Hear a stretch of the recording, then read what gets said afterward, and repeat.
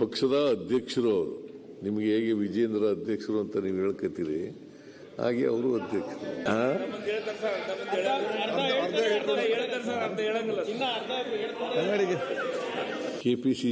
ಕೆಪಿಎಸ್ಸಿನಲ್ಲಿ ಪದೇ ಪದೇ ತಪ್ಪಾಗದ್ ಬೇಡ.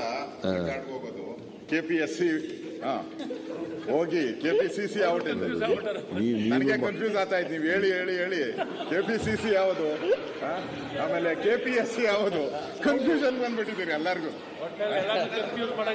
ಕನ್ಫ್ಯೂಸ್ ಮಾಡೋದ್ರಲ್ಲಿ ಎಕ್ಸ್ಪರ್ಟ್ ಇದ್ದೀರಾ ನೀವು. ಪಕ್ಷದ ಅಧ್ಯಕ್ಷರು ಅವರು.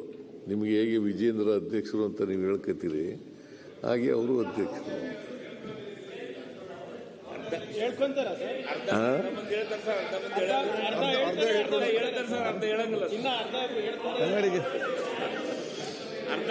ಈಗ ನಾನು ಅದನ್ನ ಮಾಡಕ್ ಹೋಗೋದಿಲ್ಲ.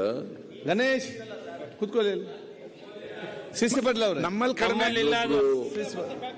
ಕಡಿಮೆ, ನಿಮ್ಮಲ್ಲಿ 5 ಕಡೆ. ಈಗ ನಿಮ್ಮ ಉತ್ತರ ಆದ್ರೂ ಇದೆಯಲ್ಲ ರವಿ, ನಿಮ್ಮ ಹತ್ರ ಕೆಪಿಎಸ್ಸಿ ಹಗರಣದ ಬಗ್ಗೆ ಸರ್, ನಿಮ್ಮ ಉತ್ತರ ಕೆಪಿಸಿಸಿ ಕರ್ನಾಟಕ ಲೋಕಸೇವಾ ಆಯೋಗ,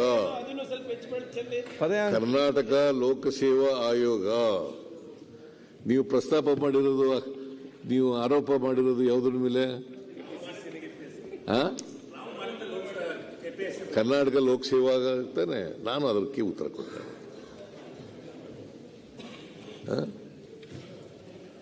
ಮೊನ್ನೆ ಅಧ್ಯಕ್ಷರೇ 4/3/2025 ಅವತ್ತು ವಿರೋಧ ಪಕ್ಷದ ನಾಯಕರು ಒಂದು ನಿಲುವಳಿ ಸೂಚನೆಯನ್ನು ಮಂಡಿಸಿದ್ದಾರೆ.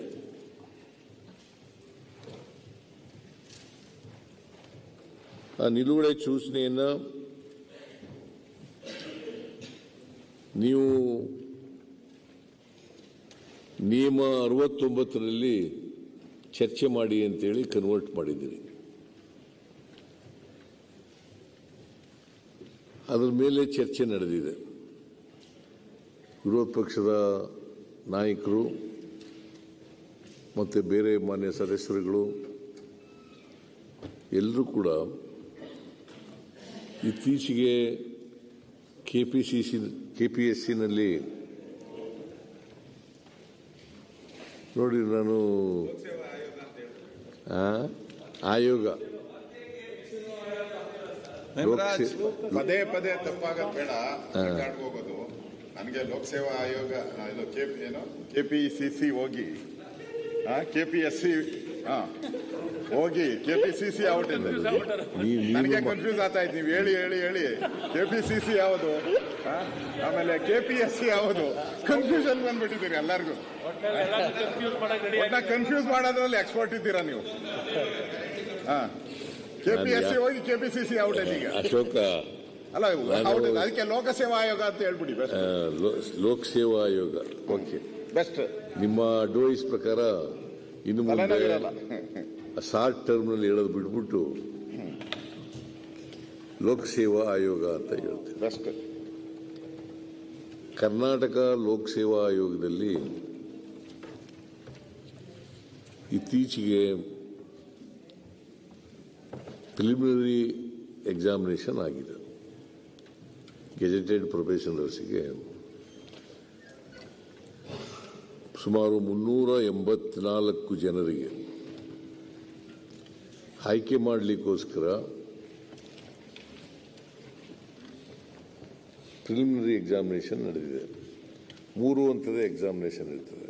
ಪ್ರಿಲಿಮಿನರಿ ಎಕ್ಸಾಮಿನೇಷನ್ನು, ಮೇನ್ ಎಕ್ಸಾಮಿನೇಷನ್ನು, ಆಮೇಲೆ ಪರ್ಸನಾಲಿಟಿ ಟೆಸ್ಟ್ 3 ಹಂತದಲ್ಲಿ ನಡೀತದೆ. ಮೊದಲನೇ ಹಂತದಲ್ಲಿ ಪ್ರಿಲಿಮಿನರಿ ಎಕ್ಸಾಮಿನೇಷನ್ ನಡೀತದೆ. ಅದರಲ್ಲಿ ಪ್ರಶ್ನೆಗಳು ಇಂಗ್ಲೀಷ್ನಲ್ಲೂ ಇರ್ತವೆ, ಕನ್ನಡದಲ್ಲೂ ಕೂಡ ಇರ್ತವೆ. ಇದು ಆಬ್ಜೆಕ್ಟಿವ್ ಟೆಸ್ಟ್.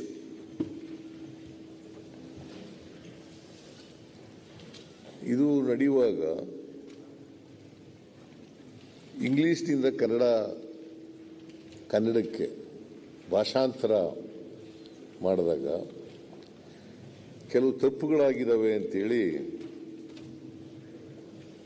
ಅಲ್ಲಿ ಇದಕ್ಕೆ ಕರ್ನಾಟಕ ಲೋಕಸೇವಾ ಆಯೋಗದಲ್ಲಿ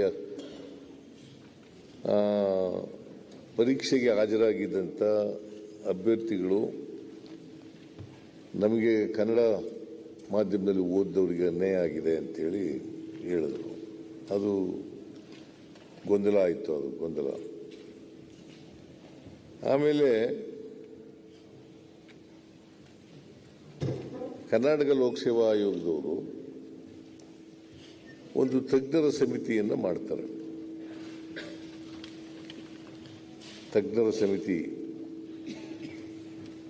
ಈ ತಜ್ಞರ ಸಮಿತಿ ಇದು ಎಲ್ಲ ಲೋಕಸೇವಾ ಆಯೋಗದಲ್ಲೂ ಕೂಡ ಮಾಡ್ತಾರೆ. ಬರೀ ಕರ್ನಾಟಕದಲ್ಲಿ ಒಂದೇ ಅಲ್ಲ, ಬೇರೆ ಬೇರೆ ಲೋಕಸೇವಾ ಆಯೋಗದಲ್ಲೂ ಈ ಥರ ಸಮಸ್ಯೆ ಬಂದಾಗ ಲೋಕಸೇವಾ ಆಯೋಗದಲ್ಲೂ ಕೂಡ ಎಲ್ಲ ಲೋಕಸೇವಾ ಆಯೋಗದಲ್ಲೂ ಕೂಡ ಮಾಡ್ತಾರೆ. ಅದನ್ನು ಮಾಡಿದಾಗ 10 ಕಡೆ, ಇದು ಲೋಕಸೇವಾ ಆಯೋಗದ ಕೊಟ್ಟಿರ್ತಕ್ಕಂಥ ಉತ್ತರ, ಇದು ಸರ್ಕಾರದ ಉತ್ತರ ಅಲ್ಲ. 10 ಕಡೆ ಈ ರೀತಿ ಆಗಿದೆ. 10 ಪ್ರಶ್ನೆಗಳಿಗೆ ತಪ್ಪು ಭಾಷಾಂತರ ಆಗಿದೆ ಅಂತೇಳಿ ಮಾಡಿದ್ದಾರೆ.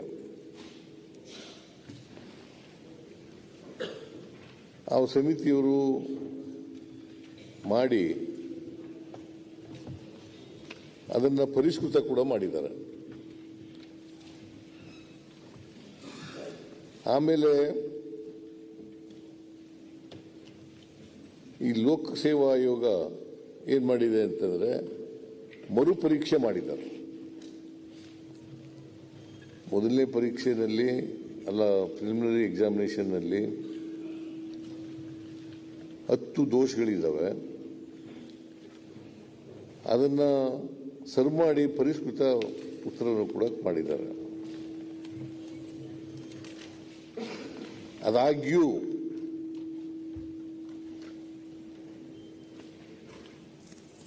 ಮರುಪರೀಕ್ಷೆ ಮಾಡಿದ್ದಾರೆ. ಮತ್ತೆ ಪ್ರಶ್ನೆ ಪತ್ರಿಕೆಗಳನ್ನು ಸೆಟ್ ಮಾಡಿ ಮತ್ತೆ ಕನ್ನಡದಲ್ಲಿ ಮಾಡಿ ಆಮೇಲೆ ಪರೀಕ್ಷೆ ಮಾಡಿದ್ದಾರೆ. ಈ ಮರುಪರೀಕ್ಷೆ ಆದ ಮೇಲೂ ಕೂಡ ಕನ್ನಡ ಭಾಷಾಂತರದಲ್ಲಿ ದೋಷಗಳಿದ್ದಾವೆ ಅಂತೇಳಿ ಅಭ್ಯರ್ಥಿಗಳು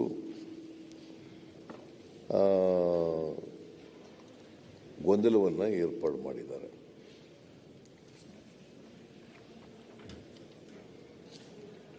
ಆಮೇಲೆ